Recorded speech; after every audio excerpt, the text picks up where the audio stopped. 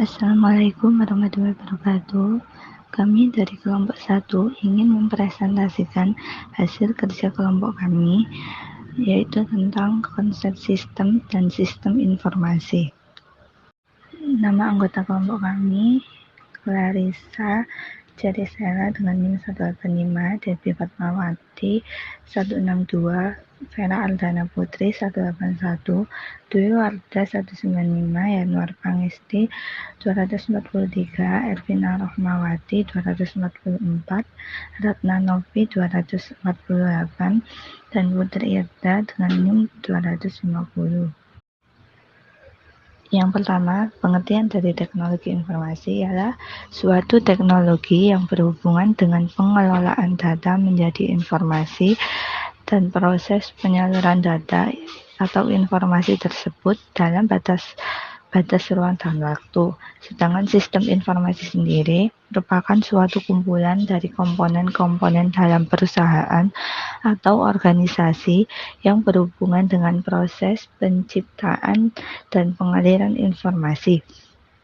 Kendala suatu sistem informasi dalam perusahaan atau organisasi terletak pada keterkaitan antara komponen-komponen yang ada sehingga dihasilkan dan dialirkan suatu informasi yang berguna, akurat, terpercaya, detail, cepat, relevan untuk lembaga yang bersangkutan. Aspek demand and supply. Sistem informasi merupakan sisi demand dari perusahaan dalam menjalankan kegiatan manajemen sehari-hari. Sementara teknologi informasi merupakan sisi supply dari kebutuhan perusahaan tersebut. Jika dianalogikan dengan ilmu ekonomi, dapat disimpulkan bahwa jika demand melebihi supply akan terjadi shortage atau kekurangan produk di pasaran. Sebaliknya, jika supply melebihi demand akan terjadi excess supply atau kelebihan produk.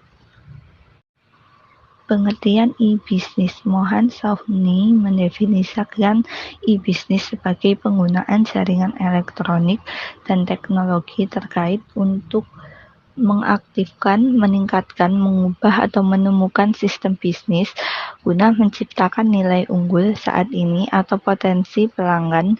Dari prinsip tersebut sudah memperlihatkan bagaimana teknologi elektronik dan digital berfungsi sebagai medium tercapainya proses dan sistem bisnis. Terdapat 4 prinsip-prinsip e-bisnis. Yang pertama, dimensi Watt. Secara prinsip, pengertian e-bisnis jauh lebih luas jika dibandingkan dengan e-commerce. Jika e-commerce hanya memfokuskan diri pada aktivitas atau transaksi yang dilakukan secara digital, e-bisnis memiliki wilayah yang jauh lebih luas, termasuk di dalamnya antara dua entiti perusahaan, seperti interaksi antar perusahaan dengan pelanggannya, kolaborasi antara perusahaan dengan para mitra bisnisnya, dan sebagainya. Lalu ada dimensi Wu, yaitu semua pihak atau entiti yang melakukan interaksi dalam sebuah sistem bisnis atau serangkaian proses bisnis merupakan pihak-pihak yang berkepentingan dalam ruang lingkup e-bisnis. Terdapat 7 klasifikasi entiti yang kerap dipergunakan dalam mengilustrasikan e-bisnis, seperti agent, bisnis, customer, device, employer, family, and government. Lalu selanjutnya dimensi where.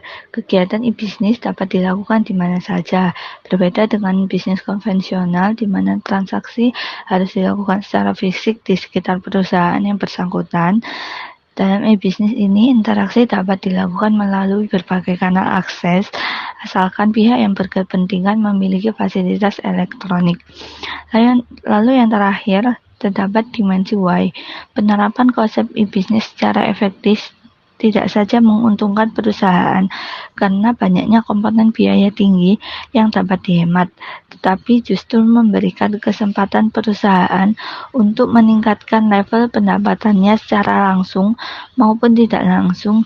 Dengan mengimplementasikan, perusahaan dapat melihat berbagai peluang dan celah bisnis baru yang selama ini belum pernah ditawarkan kepada masyarakat. E-bisnis dan visi perusahaan. Visi merupakan sesuatu yang dicanangkan oleh para pendiri perusahaan. Boleh dikatakan visi adalah cita-cita dari pendiri perusahaan terhadap kejayaan yang diinginkan di kemudian hari. Biasanya, visi dinyatakan dalam sebuah kalimat atau frase seperti: yang pertama, menjadi perusahaan distributor terbesar di dunia. Kedua, menuju perusahaan terbaik di bidang bisnis retail dalam skala internasional.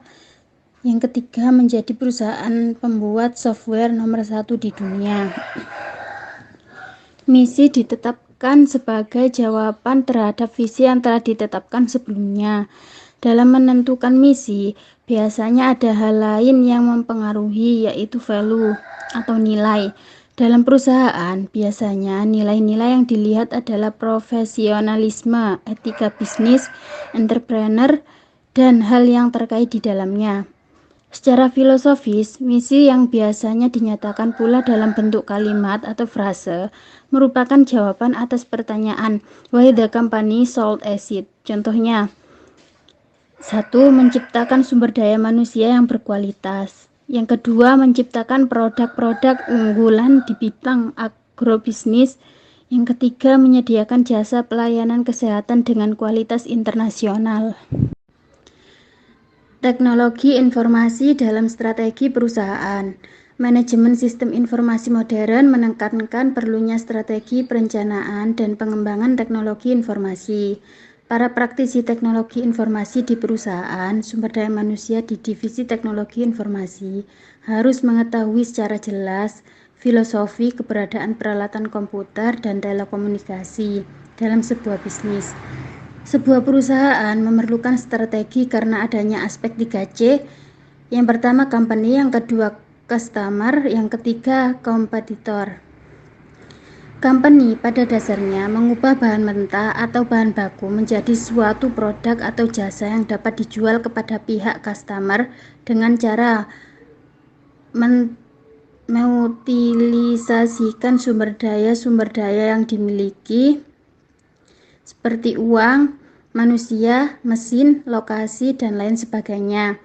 Tidak hanya untuk menghasilkan produk yang sesuai dengan keinginan pelanggan dan spesifikasi standar perusahaan, karena adanya faktor lain yaitu kompetitor. Namun dilihat dari kacamata customer, bagi mereka yang penting adalah memperoleh produk atau pelayanan yang cheaper, better, dan faster. Pada dasarnya, strategi berhubungan bagaimana mengatur dan mengelola sumber daya yang dimiliki perusahaan, baik yang bersifat tangible atau waktu, uang, manusia, ruangan, mesin, infrastruktur, kertas, listrik, dan lain sebagainya, maupun yang intangible atau informasi, kesempatan, manajemen, struktur organisasi, dan lain sebagainya. Dua buah perusahaan yang memiliki sumber daya yang serupa belum tentu memiliki kinerja yang sama. Untuk dapat menghasilkan suatu produk atau jasa yang cheaper, better, dan faster, maka pengelola sumber daya yang di dalam perusahaan harus pula cheaper, better, dan faster. Dengan kondisi di atas, posisi teknologi informasi dalam kerangka strategi perusahaan menjadi jelas. Jika dengan teknologi informasi yang dikembangkan perusahaan akan menjadi lebih maju atau semakin signifikan, maka rasio ROI akan menjadi cukup tinggi. Informasi adalah hasil pengelolaan data mentah. Teknologi informasi merupakan tulang punggung pengolahan dan penyampaian informasi tanpa mengenal batas ruang dan waktu. Hanya perusahaan yang menguasai informasilah yang akan survive di dalam era revolusi global saat ini. Audit sistem informasi. Latar belakang audit sistem informasi. Audit atas sistem informasi perlu dilakukan mengingat besarnya resiko yang harus dihadapi oleh organisasi berkaitan dengan penggunaan teknologi informasi. Resiko-resiko tersebut antara lain yaitu kehilangan data, Data merupakan aset teknologi informasi yang sangat kritikal bagi kelangsungan operasional perusahaan. Yang kedua, kesalahan pengambilan keputusan. Sebuah keputusan pada umumnya diambil berdasarkan data dan informasi yang tersedia. Banyak kalangan usaha yang saat ini telah menggunakan bantuan decision support system untuk mengambil keputusan-keputusan penting. Yang ketiga, penyalahgunaan komputer. Resiko kemungkinan penyalahgunaan teknologi yang mengakibatkan kerugian yang berupa pencurian aset, virus, dan penyalahgunaan akses. Sedangkan perusahaan tidak memiliki mekanisme yang memadai dalam mendeteksi kejahatan komputer yang bisa disalahgunakan oleh karyawan. Yang keempat, nilai investasi. Investasi dalam teknologi informasi memerlukan dana yang tidak sedikit dan cenderung sulit dikendalikan. Yang kelima, aspek privasi. Informasi yang bersifat pribadi dan tersimpan dalam komputer seperti tanggal lahir, tempat tinggal, dan pekerjaan. Yang keenam, kesalahan pengoperasian komputer. Dengan adanya IT, perusahaan lebih memadai jika terjadi kesalahan dalam perhitungan dan fraud. Yang ketujuh, evolusi teknologi. Teknologi yang mempunyai sifat netral tergantung siapa yang menggunakannya dan digunakan untuk apa. Pengertian audit sistem informasi, yaitu suatu proses yang dikumpulkan dengan adanya bukti data untuk menetapkan suatu sistem dalam mencapai tujuannya. Tujuan dari sistem tersebut untuk menilai apakah pengendalian sistem informasi dapat memberikan keyakinan yang memadai atas satu, pengamanan aset yang menyangkut perangkat keras, perangkat lunak, fasilitas teknologi informasi, dan perangkat lain. Yang kedua, integritas data merupakan konsep dasar audit sistem informasi yang memiliki atribut kelengkapan, kemurnian, dan ketelitian. Yang ketiga, efektivitas dikatakan efektif dalam mencapai tujuannya, dalam menentukan sejauh mana sistem yang dicapai dan memberikan masukan bagi pengambil keputusan yang layak dipertahankan atau perlu dimodifikasi. Yang keempat, efisiensi sebagai fasilitas pemrosesan informasi dikatakan efisiensi jika menggunakan sumber daya seminimal mungkin untuk menghasilkan output yang dibutuhkan. Beberapa hal penting dalam audit sistem informasi. 1. Proses pengumpulan dan pengevaluasian bukti. Audit membutuhkan suatu teknik untuk mengumpulkan dan mengevaluasi bukti serta memutuskan format dan jumlah data yang diperlukan. 2. Keyakinan yang memadai. Audit sistem informasi dilaksanakan untuk memperoleh keyakinan yang memadai dan bukanlah keyakinan yang absolut. 3. Tujuan operasional dan tujuan pengendalian. Auditor harus memperhatikan tujuan operasional bisnis dan operasional teknologi informasi serta tujuan pengendalian bisnis dan pengendalian teknologi informasi dalam melaksanakan audit. Seorang auditor sistem informasi harus memiliki pengetahuan dan keterampilan tertentu, seperti penguasaan tentang siklus pengembangan sistem informasi, analisis sistem dan metodologi pengembangan sistem, pemahaman yang baik menangani sistem aplikasi, protokol komunikasi dan jaringan, dan operasi komputer, pemahaman yang baik mengenai standar kualitas internasional, aturan-aturan teknologi informasi, kebijaksanaan organisasi, metodologi, dan lain sebagainya. Keterampilan interpersonal yang baik, harus dapat berargumentasi secara persuasif pada pertemuan informal dan formal, memiliki kemampuan menulis laporan dan teknik presentasi yang sangat baik, memiliki keterampilan otomasi perkantoran atau word processing, spreadsheet, grafik yang sangat baik, metodologi audit yang sangat baik, kemampuan di atas rata-rata dalam mengobservasi detail dan terus-menerus, memenuhi syarat untuk akreditasi pribadi di bawah suatu sistem sertifikasi kualitas yang diakui secara internasional. Pendekatan audit sistem informasi. Pendekatan audit sistem informasi terdiri dari dua penekanan yang berbeda, yaitu 1. Pendekatan temuan atau exposure approach. Fokus utama ditekankan pada jenis kesalahan atau loss yang terjadi dalam suatu sistem informasi. Setelah itu ditentukan kendali atau kontrol yang dapat digunakan untuk mengurangi kesalahan tersebut sampai pada batas yang dapat diterima. 2. Pendekatan kendali control approach. Fokus utamanya adalah kendali di dalam suatu sistem informasi yang dapat digunakan untuk mengurangi kesalahan sampai pada level yang dapat diterima.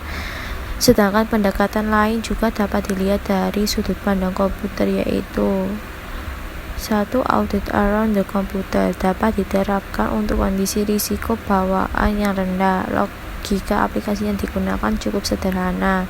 Input transaksi dilakukan secara batch dan dikendalikan melalui prosedur manual. Proses yang dilakukan hanya operasi sorting dan update master file secara berurutan. Terdapat jejak audit yang jelas, lingkungan sistem relatif konstan dan jarang mengalami modifikasi. 2. Audit through the computer dapat diterapkan untuk kondisi risiko bawaan yang tinggi. Aplikasi memproses volume transaksi input dan output dalam jumlah besar. Pengendara intern yang signifikan melekat dalam sistem. Aplikasi menggunakan logika pemrosesan yang kompleks dan tidak terdapat jejak audit yang substansial. Pendekatan ini seringkali atau bahkan mungkin harus dilaksanakan dengan memanfaatkan berbagai chats atau computer assistant audit teknik and tool, atau sering juga disebut teknik audit berbantuan komputer. Perangkat lunak audit. Perangkat lunak audit terdiri dari program komputer yang digunakan oleh auditor sebagai bagian prosedur auditnya untuk mengolah data audit yang signifikan dari sistem akuntansi perusahaan.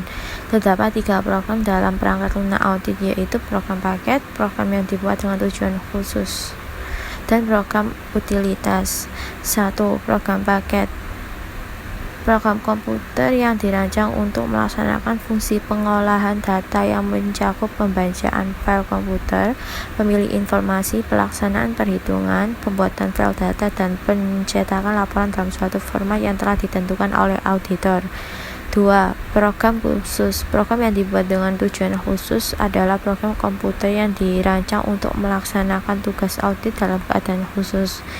3. Program utilitas. Program yang digunakan oleh perusahaan untuk melaksanakan fungsi pengolahan umum seperti penyertasian, pembuatan dan pencetakan file. Dalam memilih dan menentukan utility software yang akan digunakan, maka berikutnya ada 5 kategori yang umum. 1. Program yang membantu memahami sistem aplikasi. 2. Program untuk mengumpulkan bukti tentang kualitas data. 3. Program untuk mengumpulkan bukti tentang program lain. 4. Program untuk mengembangkan dan menerapkan software audit khusus. 5. Program untuk mengumpulkan bukti tentang efisiensi dan produktivitas sistem. Satu hal yang perlu diingat bahwa utility software ini harus dikendalikan sedemikian rupa sehingga tidak disalahgunakan yang dapat merugikan auditor. Sekian presentasi dari kelompok kami. Apabila ada salah kata, saya mohon maaf yang sebesar-besarnya, dan saya akhiri. Wassalamualaikum warahmatullahi wabarakatuh.